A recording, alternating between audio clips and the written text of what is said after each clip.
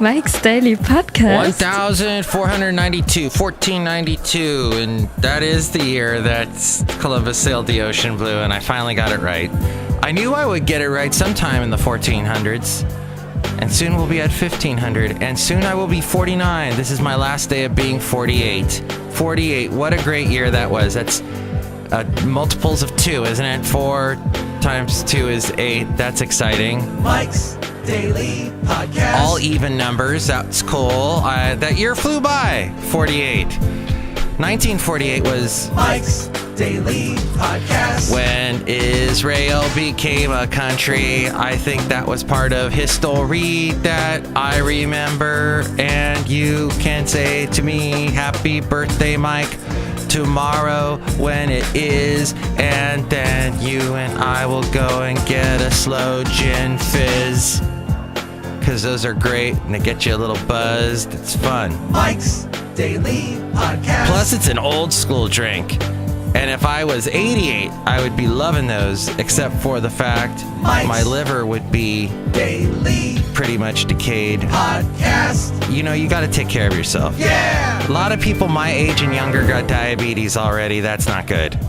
And it was self-inflicted diabetes because they ate too much and drank too much. That's not good. So think of your health. I have eaten so much more fruit than I did 10 years ago. And I love fruit now. I'm a fruiter. I'm full of fruit. Ah ha ha ha. Jokes about fruit. No, fruit's really good for you. Look, walk in. Hello, my commercial. It's Madame Rootabega. And Rootabega is a vegetable. Oh, is it? Is it really? Michael, you had that senator's name wrong yesterday. Ooh. Yes, I meant Gillibrand, not Gillibrand. Sorry, Senator Gillibrand. I was talking all about her and how she's talking about Clinton, Bill Clinton, and his swarmy ways, and what got covered up back in the 90s that we covered up. Look who else walked in. Hello there, Mike. This is Valentino, the parenting attendant. And this is Bison Bentley. Do you know that? Mike, you know, it's very interesting about what goes on in the White House at Capitol Day. Yeah, Capitol. Do you know that?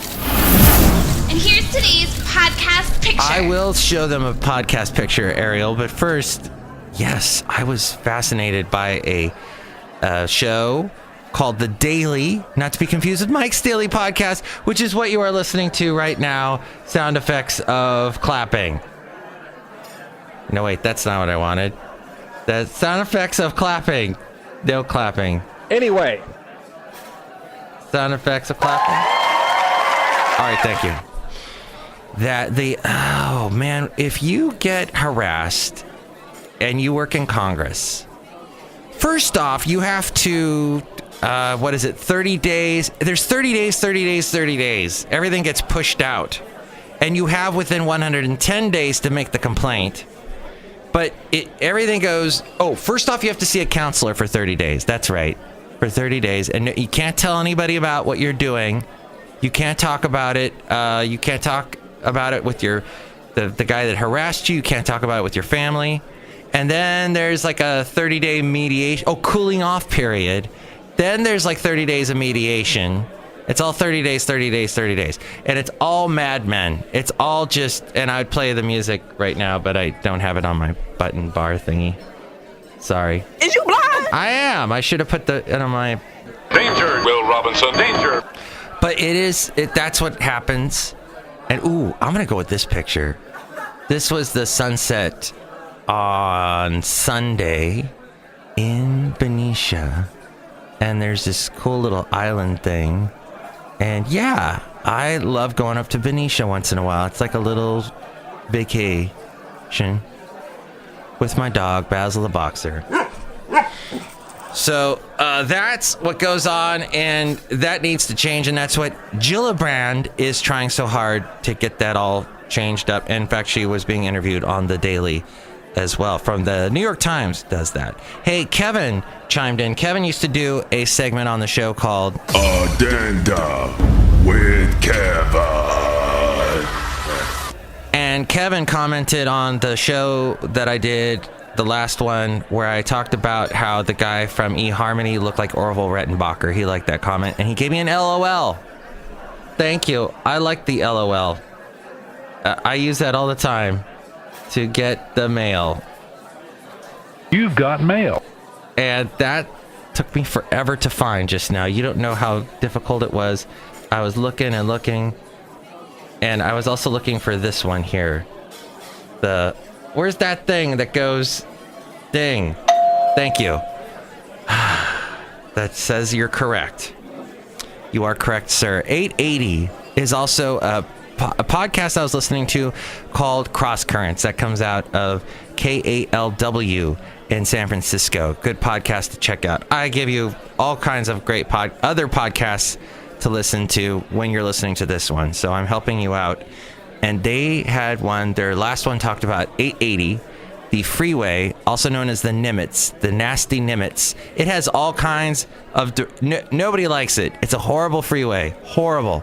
The guy who's in charge of it, of controlling the mess, as he said that actually there are parts of the freeway where it goes from 12 feet across for your lane down to 11 feet across. So it is not an optical illusion that your lanes are getting narrower.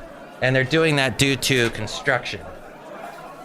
The 880, gosh. And some guy I work with calls it the hate Haiti, the late lady, because he gets you late all the time. And people use it. Everyone I know uses it. I'm going to probably use it later on today. I don't use it to get to my job in the morning because there's always an accident. Even at 4:30 in the morning, there are accidents on that stupid freeway. But it is a major part. So if you're outside of the Bay Area, if you think of the Bay and the East Bay and Oakland, okay, it's on that east side of the Bay. That's where the name comes from. Well, the 880, as I like to give all my freeways a article in the front, a fine article called because I'm from Southern California, the 880 actually is probably the one closest to the Bay. It gets as far east inland as, well, Oakland. Doesn't get that far inland, but it's closest to the Bay, whereas 580 is much more inland, although that gets close to the Bay at points, and 680 goes way inland over towards Pleasanton and Walnut Creek and all that part of the Bay Area. So you get an idea. 880 gets close to the Bay, and it is a main way freeway that people use to get from Oakland all the way down to San Jose. Oakland Airport is near it. Other points of interest. Kevin's place that he works at, 21st Amendment, the wonderful brewery, that's near the 880, so he has to take it all the time. By the way, Greg made a comment. Someone I work with, Greg, he's probably not listening to the show. He'll only listen when Jarrell is on and does the segment that is called Jarrell Name. It's a trap! But he said to me yesterday, hey, so you went to Monterey over the weekend. That means you're going to have a bunch of pictures of you and your dog on the beach, aren't you? And I said, yes, you know me so well. Basil the Boxer. This podcast about the 880 also talked about how there are going to be new BART cars soon. They haven't updated the BART cars since 1972. So we're going to have, instead of these strange metallic, what was that movie called? It was the one where they're in Forbidden Zone. The Forbidden Zone, I think is what it was called. It was an old 70s movie, and it had this they went across the dystopian Armageddon blown up nuclear wasteland of Earth surface in this massive RV that looked like a spaceship on the ground, and they had it parked for years next to the Universal Studios, the freeway, I think the 101 that goes up towards the Hollywood Bowl. There was this, or is it the 5? No? I can't remember now. It's been a while since I've been in Southern California. But you used to see it all the time parked there. So the BART cars look like these ancient 70s Jetson-like vehicles. And they're old. And now these new BART cars are actually going to have an added door. So you'll have a faster way of getting into the car. But they're not on the train tracks yet. Not on the tracks. And that's because, well, they're still figuring out the kinks. Which I would like them to figure out all the kinks. Thank you. Before you put those on in operation. We do have the oldest cars. The cars that are on the system now are the oldest cars to be on a massive transit system. Everybody else has replaced their train cars for all their rapid systems. And ours are the oldest. So possibly by the end of this month, by the beginning of next month, somewhere in there. And finally, check out, as part of my very useless review, Mike's absolutely useless review. if you are into British stuff, you have to watch this. Oh, I don't even know the name of it, damn it. It's about the Windsors, about the royal family. Oh, it's called The Royals? Well, it's not that awful E-channel show that had the beautiful Elizabeth Hurley. It is the one about it's actual documentary about, Queen Elizabeth's, the current Queen Mother's mother and father, and the King George the whatever, and all that stuff. It's fascinating because during World War I really, when all of the major monarchs were basically getting thrown out, the Windsors, as they are known, the Windsor family, what do they call it? The Crown family? Shows you how much I know about England. They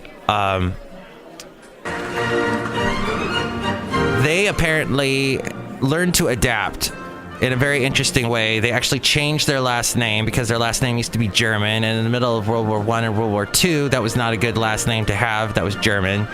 So they were able to get rid of that and call themselves the House of Windsor, and they came up with great music like this. And so that it's just amazing how they were able to adapt. So that's a fascinating. And that's my review.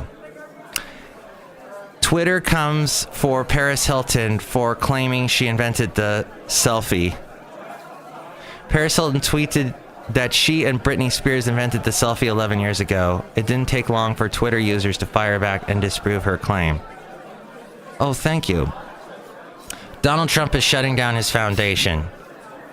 It fulfills an earlier promise the president made when he said he would wind down the Donald J. Trump Foundation to avoid conflicts of interest. 2 more botched landing attempts investigated at SFO. They're looking into 2 more incidents of planes trying to take off or land at San Francisco International Airport in areas that might not have been cleared. Oh, Melissa Gilbert says that Oliver Stone purposefully humiliated her during an audition for the movie The Doors. Remember that one with Val Kilmer? And she was embarrassed at the time. Former Little House on the Prairie actress called out Oliver Stone. Melissa Gilbert. So she's around my age. Because I remember when Little House on the Prairie was huge. Not the book. Well, the book was huge when I was younger. But it was also, the television show was just massive because you had the Michael Landon on there, and everybody was... Oh, and I was going to... That's right, I was going to a Christian school. So, it was all Christian values and that stuff. And kids had... Their parents were telling the kids that I, was growing up with that, hey, you've got to watch this because it talks about Jesus. And then this says, meet Oumuamua. I think that's how you say that. The interstellar asteroid. Before it's gone for good, astronomers have spotted an unprecedented interplanetary traveler, an asteroid-like object that came from far beyond our own solar system. Ooh. It is a weird-shaped asteroid, and it is our first ever visitor that's from beyond our solar system. And apparently, it is viewable now. Okay. And the other thing that is of note going on is that the judge has ruled that Trump's sanctuary city order is unconstitutional. Has permanently blocked Donald Trump's executive order, to which Donald Trump said, "We're moving things along, and we're moving them along fast." No, not anymore. I inherited a mess. It's a mess. Well, this federal judge, or she, who is it? William, it's a he. U.S. District Court Judge William Orrick issued the ruling yesterday in lawsuits brought by 2 California counties, San Francisco and Santa Clara. Orrick said Trump cannot set new conditions on spending approved by Congress, and it has blocked the executive order to cut funding from cities that limit cooperation with U.S. immigration authorities. The ruling nullifies the executive order Trump signed in January, shortly after taking office. Should I sign it? Which was designed to crack down on so-called sanctuary cities, municipalities that do not comply with ICE, baby, and their request for assistance with identifying and deporting illegal immigrants. Jurisdictions that have refused to comply include the cities of Chicago, New York, Los Angeles, and San Francisco. As we go outside of Café Anyway, we bring you Mike's Daily Podcast somewhere in Podcastro Valley. And that's the end of 1492. And I guess basically the end of 48. My age. Now it's on to 49, which is 7 times 7, which is old, which is, wow, half my age used to be 24. Now it's going to be something. So that's how I do math, everybody. And that's how old I am. But you're only as old as you feel, right? Oh, somebody get me some water. Can't you see I'm burning alive? Can't you see my baby's got another lover? And I don't know how I'm going to survive. That was my little Melissa Etheridge. You've got to be kidding me. Little ending with Melissa Etheridge, and thanking you for listening to the show. Next show, we will have Chely Shoehart, Floyd the Floorman, and John Deere the engineer. Mike's Daily Podcast is written and produced and performed by Mike Matthews. His podcast is super easy to find. Download or listen to his show and read his blog at mikesdailypodcast.com. Email Mike now at mikesdailypodcast@gmail.com. See you tomorrow. Bye!